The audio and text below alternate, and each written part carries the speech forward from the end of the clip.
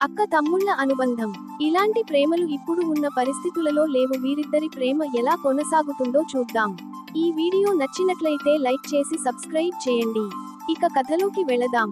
పట్టణానికి కొద్ది దూరంలో ఉన్న ఓ చిన్న గ్రామంలో రామయ్య, లక్ష్మమ్మ దంపతులకు ఇద్దరు పిల్లలు, అనిత, అరవింద్.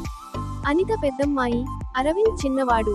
ఇద్దరి మధ్య వయస్సులో 5 ఏళ్ల తేడా ఉన్నా అనితకి తమ్ముడంటే ప్రాణం. చిన్నప్పటి నుంచే అతనికి అక్క, అమ్మలా చూసుకుంది. అరవింద్ 3 ఏళ్ల వయసులో ఉన్నప్పుడు అతనికి తీవ్రమైన జ్వరమొచ్చింది. అప్పటికి రామయ్య పొలంలో పని చేసేవాడు. లక్ష్మమ్మ కూడా రోజువారీ కూలీగా వెళ్లేది. ఇద్దరూ ఇంటికి చేరేసరికి చిన్నవాడు వణుకుతూ కనిపించాడు. వెంటనే వైద్యుడిని సంప్రదించగా అతడికి దూరం ఉన్న పట్టణ ఆసుపత్రికి తీసుకెళ్లాలని చెప్పారు. ఆ పరిస్థితుల్లో వారి దగ్గర పెద్దగా డబ్బులు లేవు. అనిత అప్పుడు 8 ఏళ్ల పాప. అమ్మ, నాన్న వాపోతూ ఉన్నా ఆమె మాత్రం భయపడలేదు.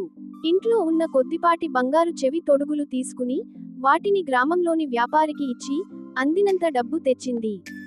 ఆ డబ్బుతో అరవింద్కి మందులు తెచ్చి వారం రోజుల్లోనే కోలుకునేలా చూసుకుంది.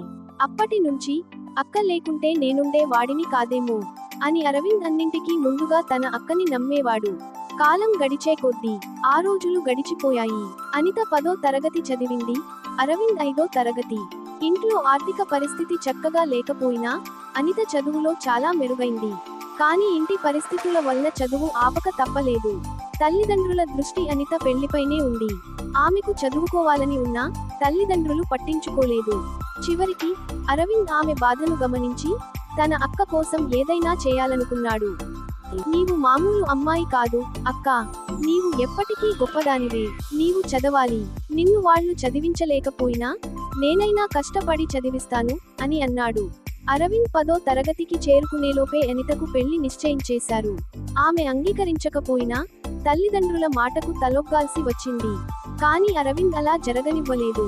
మా అక్కని పెళ్లి చేయడం కాదు, ముందుగా ఆమె కలలను నెరవేర్చాలి అని తల్లిదండ్రులను ఒప్పించాడు. ఇంట్లోని సమస్యలను అర్థం చేసుకున్న అరవింద్ చిన్న వయస్సులోనే రోజువారీ కూలీ పనులకు వెళ్లడం ప్రారంభించాడు. అలా సమకూర్చిన డబ్బుతో అక్కను ఓ ప్రభుత్వ కళాశాలలో చేర్పించాడు. తన చదువు కాస్తా వెనక్కి వెళ్లినా తన అక్క చదువు కొనసాగించాలని పట్టుదలతో ఉండిపోయాడు. కష్టానికి ఫలితం. అనిత బాగా చదివి పట్టభద్రురాలైంది. కాలేజీ పూర్తయిన తర్వాత ఓ మంచి కంపెనీలో ఉద్యోగం సంపాదించింది. ఆ రోజున ఆమె అరవింద్ను చూసి కన్నీరు పెట్టుకుంది.